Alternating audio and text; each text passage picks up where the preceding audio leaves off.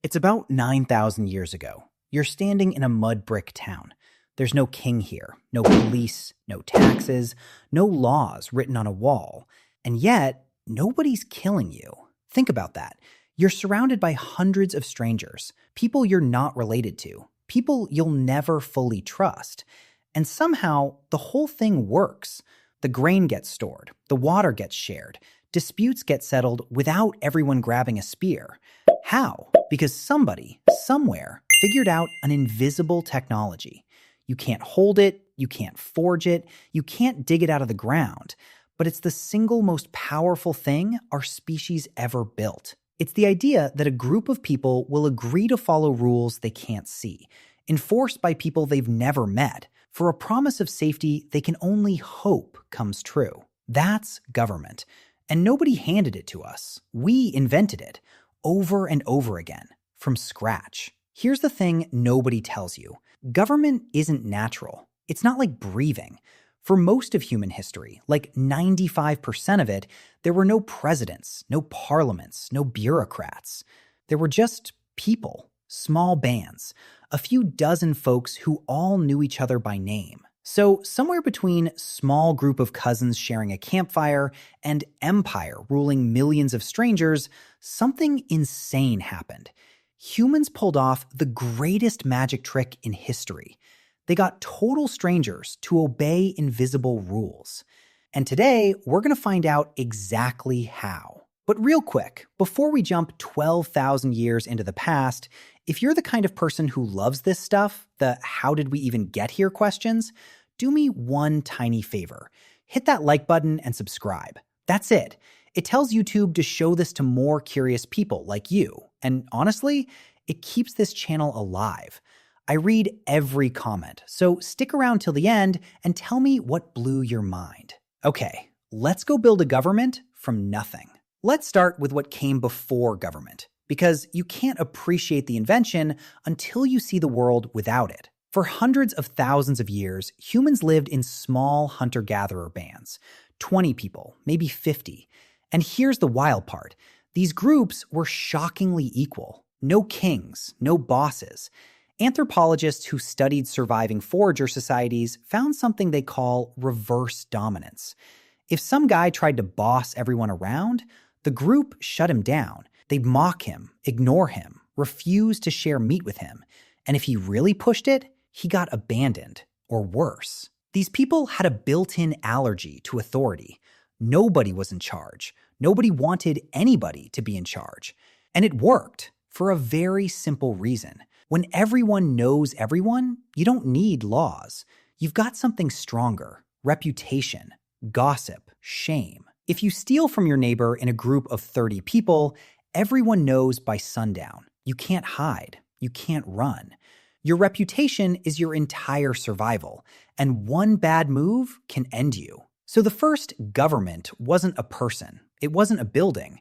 It was each other. Everybody watching everybody, constantly. But that system has a breaking point, and we're about to hit it. Here's the crack in the whole thing. Reputation only works when the group is small. There's actually a rough limit. Some researchers put it around 150 people. That's roughly how many relationships one human brain can really keep track of. Past that, you start meeting strangers, people whose reputation you don't know, people you can't shame because you'll never see them again. And then, about 12,000 years ago, everything changed. Farming. People stopped wandering and started staying. They planted crops. They stored grain. And suddenly, you didn't have a band of 30. You had villages, then towns, then thousands of people packed together, most of them total strangers. Think about the town of Çatalhöyük in what's now Turkey, around 9,000 years ago. Thousands of people living wall to wall in mud brick houses. No streets even. You walked across the rooftops and climbed down ladders into your home. And here's what's fascinating. Archaeologists found no palace, no obvious ruler's house. The homes are all roughly the same size.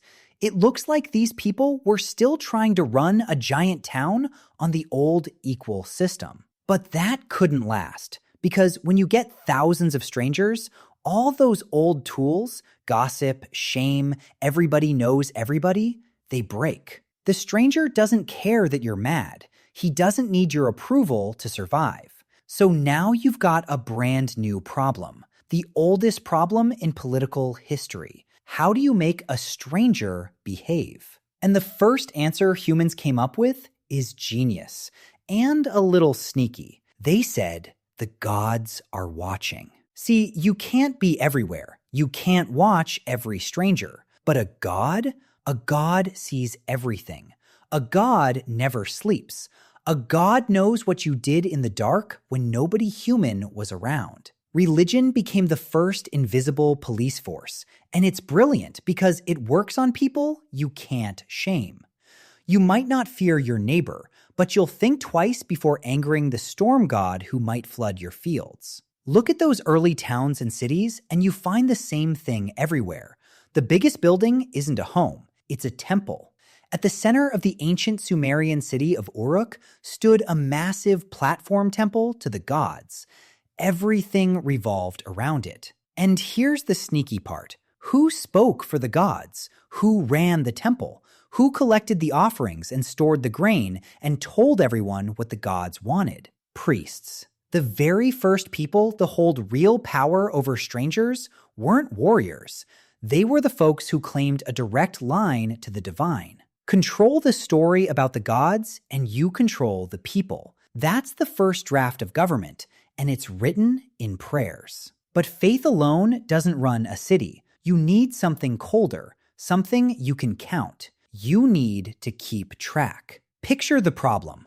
Thousands of people. A giant central storehouse full of grain. Who paid in? Who owes what? Who gets rations? Your memory can't hold that. Gossip can't track it. So around 5,000 years ago in Mesopotamia, humans invented one of the most powerful tools ever made. Not to write poems, not to record history, to do accounting, writing. The earliest clay tablets we found aren't love letters or grand speeches. They're receipts, lists of grain, counts of sheep, records of who owes what. Think about how huge that is. Writing meant a rule could outlive the person who made it. A debt could be remembered forever. An official could check a record instead of trusting a face. For the first time, power didn't have to sit inside one human head. It could live on a tablet. It could be copied, stored, enforced by people who never even met you. And once you can count people and grain, you can do the next thing. You can take some. Officially, welcome to taxes. The moment a central authority says, a portion of what you grow belongs to us and can write down exactly how much, that's not a village anymore. That's a state. Now, gods and grain records get you far, but eventually someone tests the system. Someone big grabs power. A rival town attacks. And you need somebody who can act fast, with force. Enter the strongman. Usually, he starts as a war leader. In a crisis, people want one person calling the shots. You can't fight a battle by committee.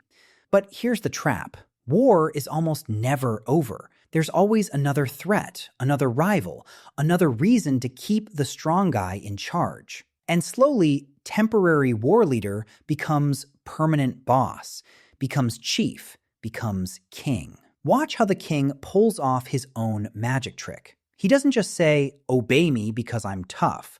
That only lasts as long as he's the toughest guy in the room. Instead, he does something smarter. He marries the gods. The king becomes chosen by heaven, sacred. In ancient Egypt, the pharaoh wasn't just a ruler. He was treated as a living god, the bridge between people and the divine. Disobey him? You're not just breaking a rule, you're insulting the cosmos itself. That's the winning combo that shows up again and again all over the world. Priest plus warrior, the one who talks to the gods and holds the sword. Get both, and strangers will obey you their whole lives, and teach their kids to obey you too. But there's still a problem with king power. It's a person, and people are moody. One king is fair on Monday and furious on Tuesday. If the rules live only in the ruler's head, nobody's safe, not even his own officials. So humans took their next giant leap. They wrote the rules down. Around 3,700 years ago, a Babylonian king named Hammurabi did something remarkable. He carved his laws into a giant stone pillar and stood it up in public for everyone to see. Nearly 300 laws. If you do this, the punishment is that, right there in stone. Now, think about what that actually does. It means the law is bigger than the mood of one man.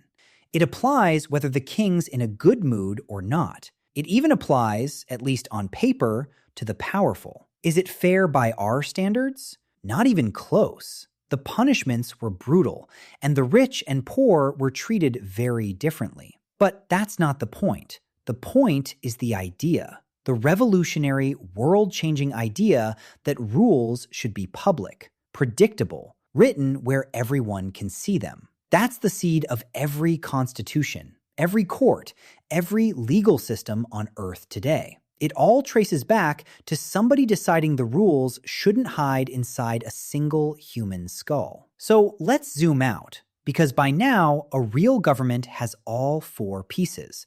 Gods to scare the strangers, writing to track them, a ruler to command them, and laws to bind them all together. But here's the deepest question of all. Why did anyone go along with it? Because let's be honest, this is a raw deal at first glance. You used to be free, equal, nobody's boss. And now you're handing over your grain, bending your knee, obeying a stranger in a palace you'll never enter. Why? Here's the answer. It's a trade, the oldest trade in civilization. You give up some freedom. You give up some of your grain. And in return, you get protection. You get order. You get a storehouse that keeps you alive through a bad winter. You get somebody to fight the raiders so you don't have to. You get to not worry that your neighbor will murder you over a goat. Nobody sat down and signed this deal. There was no meeting, no vote. It happened slowly, messily, over thousands of years, in 100 different places, each one figuring it out on its own. And that's the part that gives me chills. Because government was invented independently all over the world. In Mesopotamia, in Egypt, in China, in the Indus Valley, in the Americas. Peoples who never met, who never traded a single word, all arrived at the same answer. Temples, records, rulers, laws. That can't be a coincidence. It means this wasn't luck. It was the natural solution to a universal human problem. Put enough strangers in one place, and this is what they build. Every time, everywhere.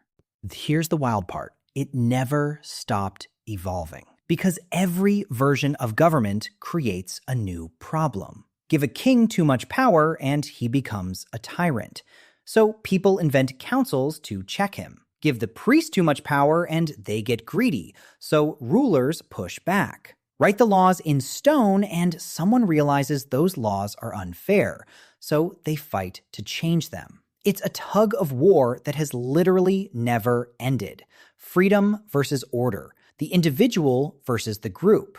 Who watches the watchers? The ancient Greeks tried something radical, letting citizens themselves vote on things. Democracy, rule by the people. The Romans built a republic with elected officials, and then watched it collapse into empire anyway. Every generation since has been arguing over the exact same questions those first city dwellers faced 9,000 years ago. How much freedom do we give up? For how much safety? And who gets to decide? We're still arguing about it. Right now. Today. Every election, every protest, every new law.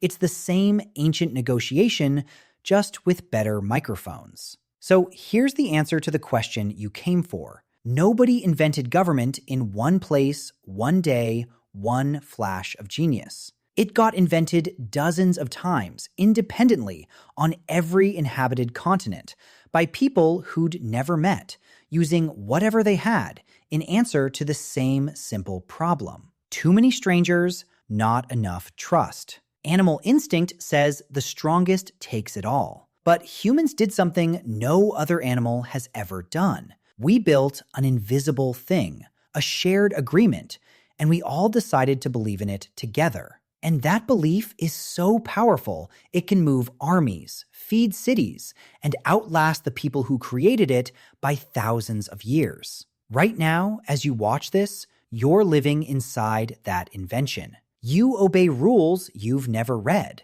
enforced by people you've never met, backed by a system nobody alive today designed. And mostly, you don't even notice. That's how good the magic trick got. Go back to that mud brick town 9,000 years ago. Hundreds of strangers, no king, no police, and somehow nobody's killing you. That wasn't an accident. That was the greatest invention in human history. And we're still building it.